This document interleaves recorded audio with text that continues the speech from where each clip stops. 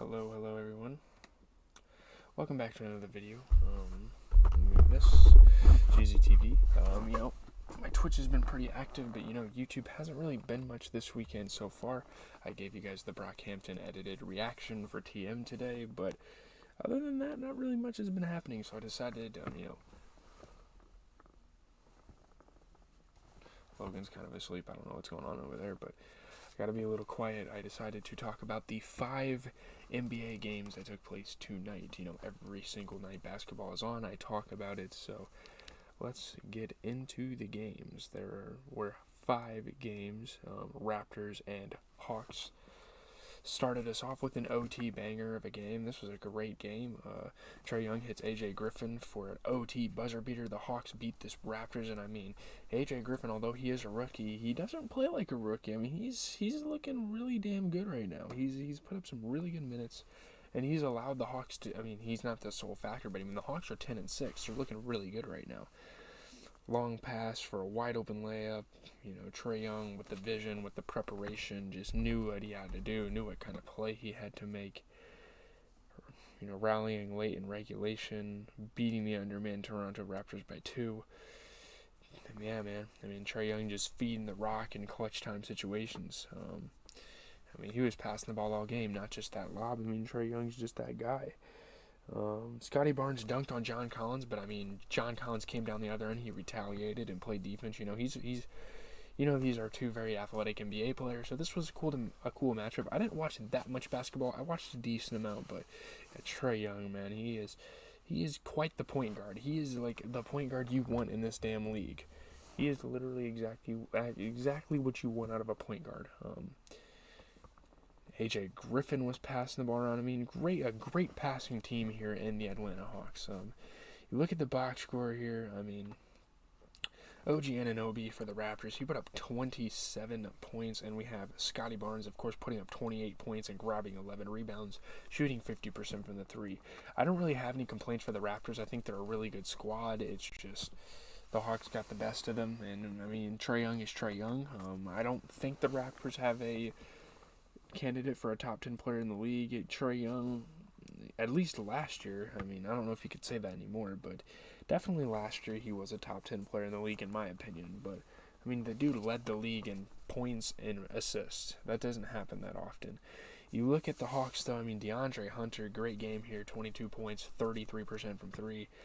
Clint Capella doing everything a big man should be doing, 18 points, 14 rebounds.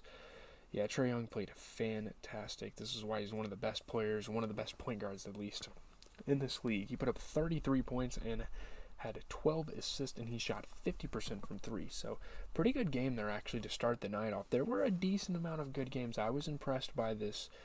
Magic and Pacers wasn't really supposed to be a good game, but my boys went to the game, and the Magic made it a good game. Shout out to them. They were up in the nosebleeds, but they got tickets for like $12. Their whole our club basketball for our school went there, so that was cool. Pacers hold off the Magic by 1 to open a 2-game set in Indy. There's going to be another game, I think tomorrow or the next day, I'm not sure. With 9.6 seconds left, my former Celtic Aaron Nesmith, proud of him, going to another team, and they're still good. It's not like he went to a shitty team. He went to a pretty solid team, and yeah, and they made a stop, and yeah, Pacers just down the stretch playing some good basketball. Late fourth quarter free throws, Aaron Nesmith wins a game for a team. I don't know if I've been able to say that for his career, but that's pretty awesome. RJ Hampton was hitting some tough buckets. Tyrese Halliburton at the buzzer hit a half court. RJ Hampton was just getting to the basket, making some really tough shots. Jalen Suggs, after a buzzer beater against the Bulls, he was hitting some jumpers. Pretty good game here. This was a quality basketball game here.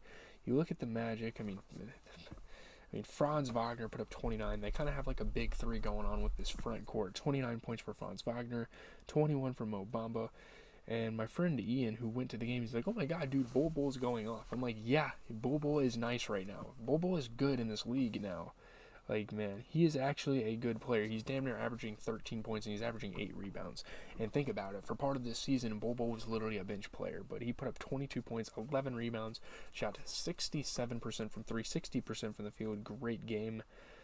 again, not having Paulo Banchero has kind of hurt this team for a while. Chuma Okeke doesn't really have the feet to fill the shoes of Paulo Banchero. He could have put up a couple more buckets. All he shot were threes the whole game, and he only shot 33%. 25 minutes, he had 4 points, an assist, and 3 rebounds. With Paulo Banchero on this Magic lineup this game, this Pacers team probably would have got smacked around. You look at the other side of the ball, and you have Miles Turner putting up 20 points and 11 rebounds, took a 3 and made it. Obviously, Tyrese Haliburton continues to take a couple of steps forward in his career of 22 points, 14 assists. He's a great point guard. Very underrated point guard in this league as well. So, yeah, this Pacers team is pretty damn good. They have a couple good bench pieces, so that's awesome to see moving forward. Timberwolves and Sixers, this was a good game. I kind of expected it to. Both of the teams after this game now sit at 500, so that's an interesting thing. Timberwolves hang on. They top the undermanned Sixers by 3. The 76ers have been kind of short of players for a while, but it is what it is. They're still 500 through 16 games without James Harden, so that's pretty impressive, I guess. That's saying something. I don't know. Shorthanded. Timberwolves have been kind of getting lucky lately with their schedule here. Obviously, at the beginning of the season, we would have thought, this would have been a good game. But, yeah. They're on the road again, so that's something you can give them, I guess. Anthony Edwards was getting buckets. Paul Reed had a nice little coast-to-coast behind-the-back shot. That was sick. I liked that. Naz Reid was taking it to the rim and dunking all over the place, even with Embiid in the way. D'Angelo Russell, he was passing the ball around a couple of times this game, so there's that. Pretty close game. Really all the Timberwolves had to show was an Anthony Edwards performance of 25 points, so I don't know. It's just not enough pieces on the 76ers squad. You look at this and you're like, oh, wow, the Sixers didn't win this game. Joel Embiid put up 32 points. He shot 50% from 3. And Shake Milton, wow, even without Tyrese Maxey, Shake Milton, who's had a couple good games over his NBA career, he put up 27 points. He shot 60% from the 3, 67% from the field. So that's pretty badass that he had a good game there. But again, we have this same problem. PJ Tucker took 1 shot in 33 minutes and missed it. He was scoreless. My man, put up like 5 points a game and you're winning here. This is not a good Timberwolves team. We don't need much out of you, but we don't get anything. All we get is an assist, 5 rebounds, and fouls 3 times. The man was borderline doing cardio out there. I don't know what the hell is going on. Jazz Trailblazers, really good game here, really good matchup to see who takes the West, who solidifies themselves at the top of the West, and the Jazz took that, man. Jazz beat the Blazers by 5 to take the Western Conference lead. Great scoring for Jordan Clarkson tonight. He had 8 straight points in the final minute 48. When the Jazz want to be clutch, they come up clutch in games, and I think that's something we can praise them for. Yeah, man. 8 straight points late in the game for Jordan Clarkson, former 6th Man of the Year, getting a starting spot, and he is not taking it for granted. Drew Eubanks, though, for the Trailblazers getting to the rim. Damian Lillard making some good passes. Josh Hart getting to the rim. Yusuf Nurkic passing the ball. I think the Trailblazers. Trailblazers played pretty good this game. You look at the Jazz, and you have a fucking all-star. Let's not lie to ourselves here. Lauri Markkanen is an all-star so far. 23 points, 10 rebounds, 60% from 3. Freaking Jordan Clarkson put up 28, and my goodness, Malik Beasley. Fucking 6th Man of the Year, question mark? My God, 29 points for this guy? This guy's been going off in the last couple of contests for this Jazz team, and he's really been a big piece in helping them. Trailblazers, I don't really have any complaints. Really all they had was Anthony Simons putting up 23. They played pretty good as a unit. It is what it is. The Jazz are just a good team right now. I don't know what's happening, but they're a good team, so there's nothing you can really say about that. Let's check out the final game of the night, the Spurs and the Clippers. Clippers hit 21 3-pointers and a 22-point victory over the Spurs. We didn't really expect much different. I mean, the Spurs started off the season high, and since then it's been very woeful for them. I mean, and having Kawhi back for the Clippers, pushing them forward. Paul George had a good scoring night, shot a bunch of threes as well, contributed to the best three-point shooting night of the Clippers season, so there's that. A slumping San Antonio Spurs, but I mean, what else do you expect? It's the Spurs without DeJounte Murray. Obviously, no DeRozan. They haven't had him for a couple years. Norman Powell playing some good on-ball defense. John Wall passed the ball around a couple of times. Paul George was smacking threes. I mean, John Wall, very good facilitator for this Clipper squad, and Reggie Jackson got to the basket a couple of times and got some tough shots to fall. I mean, you look at the Spurs, 20 points for Jakob Poeltl, but that's really all I have to say.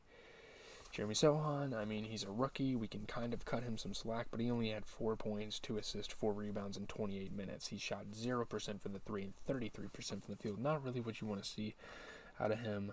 But let's just move on to the other side of the ball, because Spurs played some pretty damn good basketball. Reggie Jackson put up 20 points, didn't miss a single 3-point shot. Paul George put up 28. He shot 67% from the field. I mean, off the bench, Norman Powell. I mean, do you guys remember the Trailblazer Norman Powell, or even the Raptors Norman Powell? He had some 35 to 40-point performances, and he's kind of trying to return back to that. I mean, 26 points for the guy, so that's great. I don't really have anything else to say. Leave a like, comment, and subscribe. I've been hanging out with my cousin all weekend, so I haven't really been able to post content. But tomorrow there's going to be a buttload of content. I'll probably get as much done in the morning as I can before I go to my grandma's, and that will be that. So have a good rest of your guys' night. Obviously tomorrow night I will see you guys for NBA recap, weekly track roundup. I still have to do a Walking Dead review. I'm going to be recording and posting my Roddy Ricch album.